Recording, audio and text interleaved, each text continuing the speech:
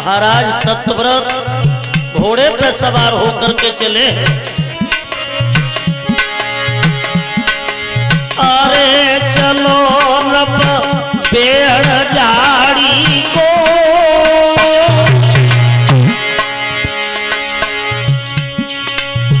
राजा खेलन चलो शिकार देखिए क्यारी क्यारी को।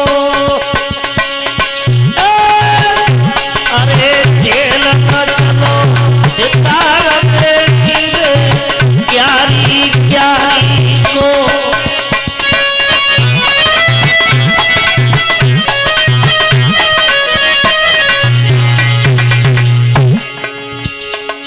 मेरे भागवत के श्रोताओं, महाराज सत्यव्रत घोड़े पे सवार होकर के जिस समय आगे बढ़े हैं, अरे गए जब अपन कड़ में आई,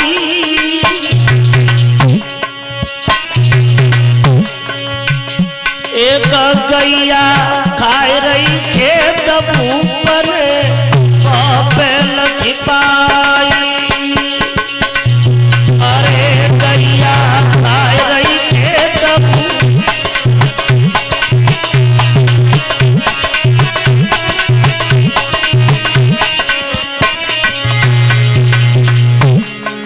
महाराज सत्यव्रत जब घोड़े पे सवार होकर के भक्तों जा रहे हैं तो क्या देखा कि एक किसान पेड़ की छाया में सो रहा है और वह किसान के खेत में गाय फैली है। तो राजा सत्यव्रत ने किसान को जगाया और कहा, क्यों रे किसान, तू तो सो रहा है लेकिन तेरा सारो खेत गैया ने खा लिया। अरे भैया वो किसान लाठी लेके उठा और लाठी लेकर के किसान ने गैया की पिटाई करना शुरू कर दिया।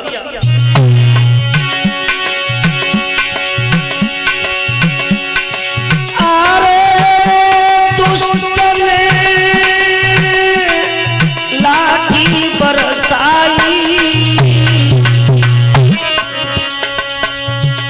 इत गाय मौत अखियन दे रही है आंसू डरकाई। अरे गाय मौत अखियन दे रही है आंसू डरकाई।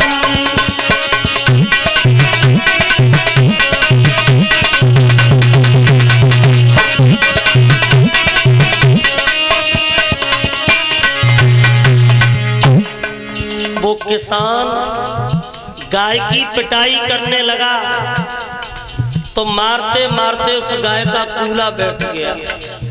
तो गाय रोकर के बोली, ओरे राजा सत्यव्रत, मैं खेत तो किसान का खा रही थी लेकिन तेरा क्या बिगाड़ रही थी जो तूने मेरी पिटाई करवाई। और भक्तों रोते रोते गाय ने राजा सत्यव्रत को श्राप दे दिया। क्या? अरे श्राप राजा को दे दियो,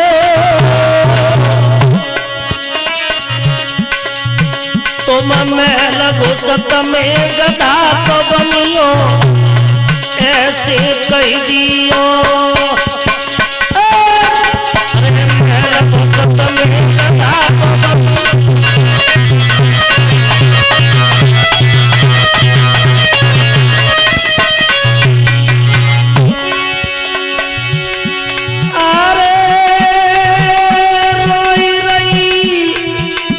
बछड़ा बिन गैया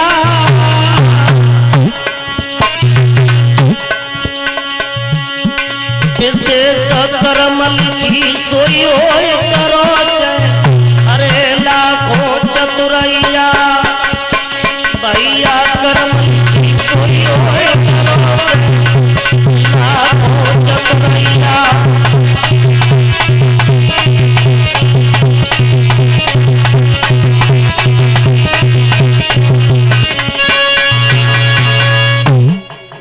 गाय ने रोते रोते राजा सत्यव्रत को भक्तों श्राप दे दिया कि महाराज सत्यव्रत, मैं तुझे श्राप देती हूं,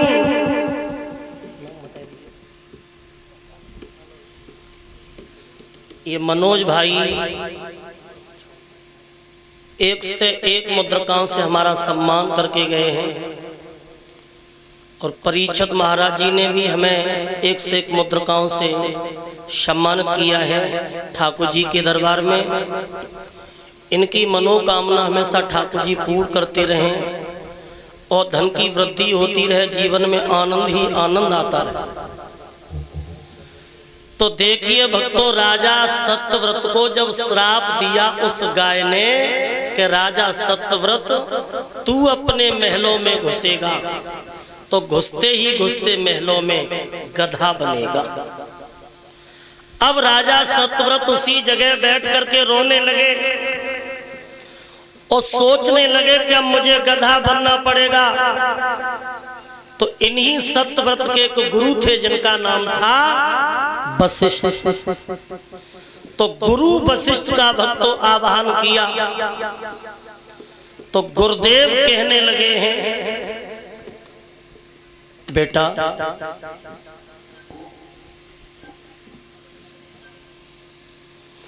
आपने गैया की पिटाई करवाई, गाय ने तुम्हें श्राप दे दिया।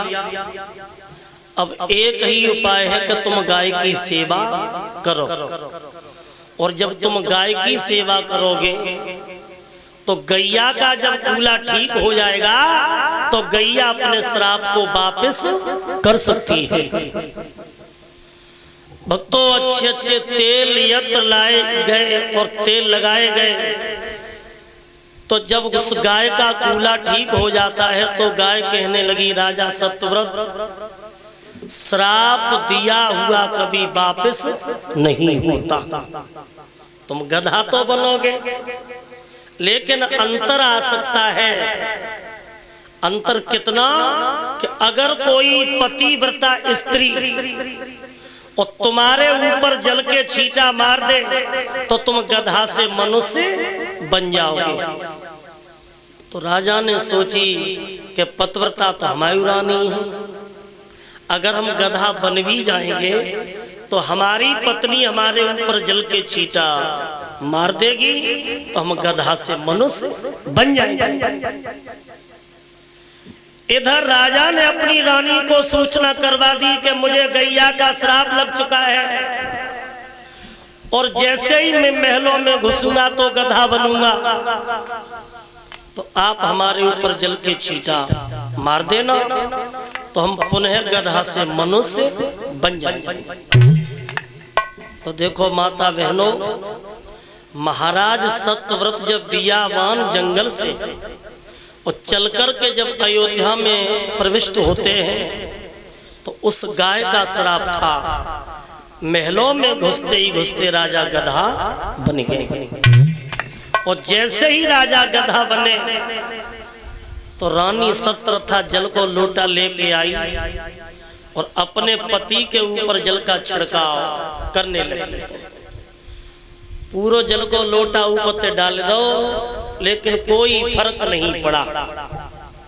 और जब कोई फर्क नहीं पड़ा तो कलसा भर लाई, कलसा ऊपर डाल दो, डेगे की डेगे पलट गई, लेकिन राजा गधा के गधई रहे, गधा से मनुष्य नहीं बने। अब तो रानी सत्यव्रता रोने लगी कि अब मैं अपने पति को कहां ले जाऊं। तो गुरु वशिष्ठ जी आते हैं, कहने लगे, बेटी अगर तुम अपने पति को ठीक चाहती हो तो अपने पति को लेकर के और आप काशी में जाओ, क्योंकि काशी में बहुत सी पतिव्रता रहती है।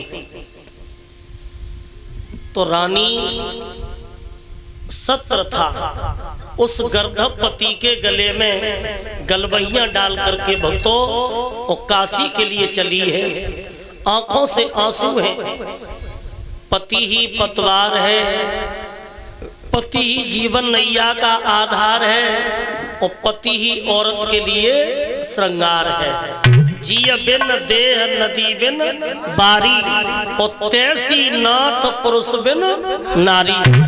जैसे बिना जीवात्मा के लोगों शरीर सूख जाता है, और उसी तरीका से बिना पानी के बगिया उजड़ जाती है, और उसी प्रकार बिना पति के औरत भी एक मुर्दे के समान हो जाती है। तो रानी सत्र था, गले में गलवैया डाल के चली है।